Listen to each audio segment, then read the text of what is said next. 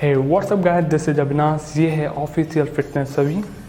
आज का जो टॉपिक कवर करने वाले हैं वो है 5 मसल स्ट्रेचिंग बेनिफिट्स। इस टॉपिक को कवर करने से पहले जानेंगे इसका पर्पज़ क्या है, मैंने क्यों इस टॉपिक को लिया। फिर जानेंगे कि इसके बेनिफिट्स क्या हैं। एट द एंड मैं आपको कंक्लूजन बताऊंगा विथ एग्जांपल कि जैसे कि आपको पूरा कॉन्सेप्ट जो है क्लियर हो जाए। तो इसका पर्पज़ क्या है, मैंने इस टॉपिक को क्यों लिया।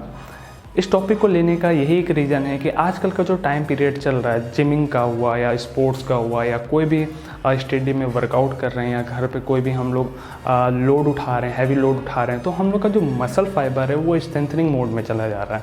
तो इससे क्या होता है कि स्ट्रेंथनिंग मोड पे जाने पे तो आपका रेंज ऑफ मोशन जो मसल का जो एक्चुअली वर्चुअली जो उस मसल फाइबर का जो इलास्टिसिटी जो होता है उसके वजह से वो रुक जाता है। अब मैं आपको बताऊंगा कि क्या रीज़न है उसके पीछे, क्यों रुकता है, मसल स्ट्रेस क्यों होता है।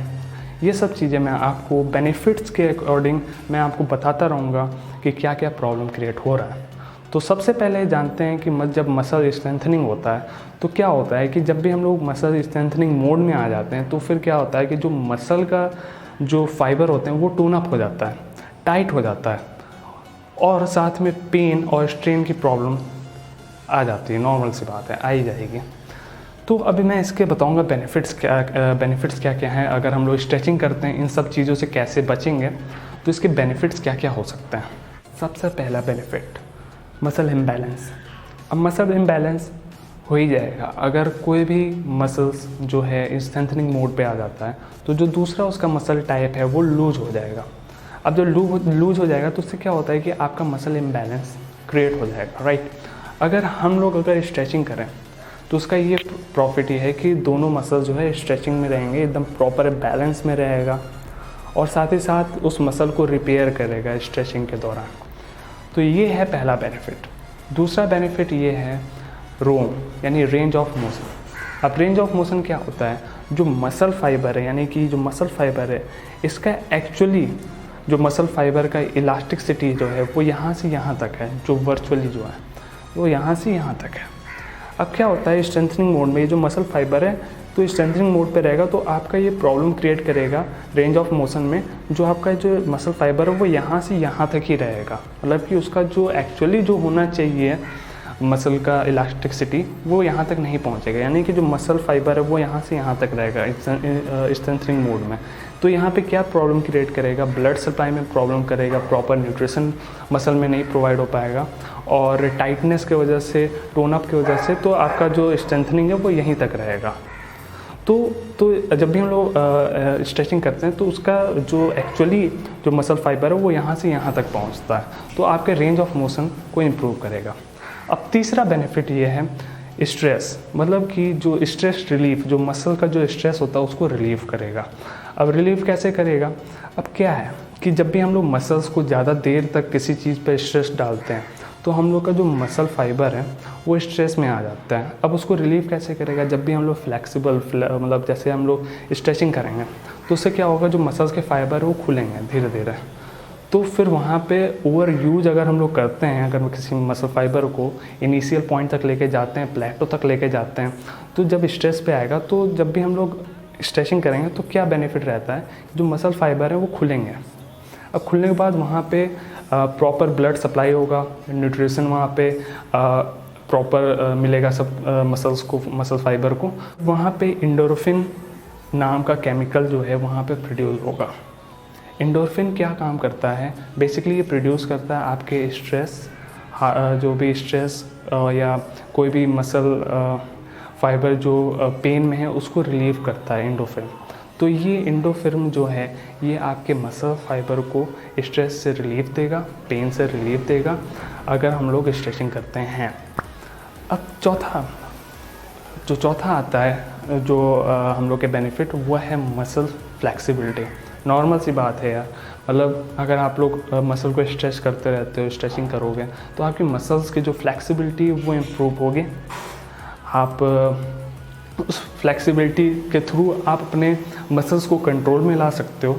ये सब चीज़ें काफ़ी बेनिफिट रहती है।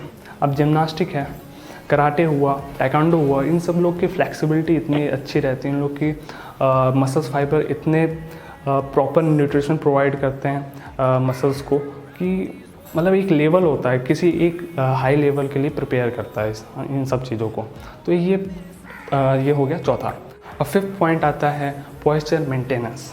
अब पॉइस्चर मेंटेनेंस, अब कोई भी किसी का पॉइस्चर जो है वो मेंटेन नहीं है, थोड़ा डिसबैलेंस है, अच्छा नहीं है पॉइस्चर, तो उस चीज़ को स्ट्रेचिंग जो है बेनिफिट में लाता है कि आपका जो पॉइस्चर है वो एक लेवल, एक जो प्रॉपर जो उसका एक्चुअली जो उसका शेप है उसको ओरिजिनल शेप में लाता है।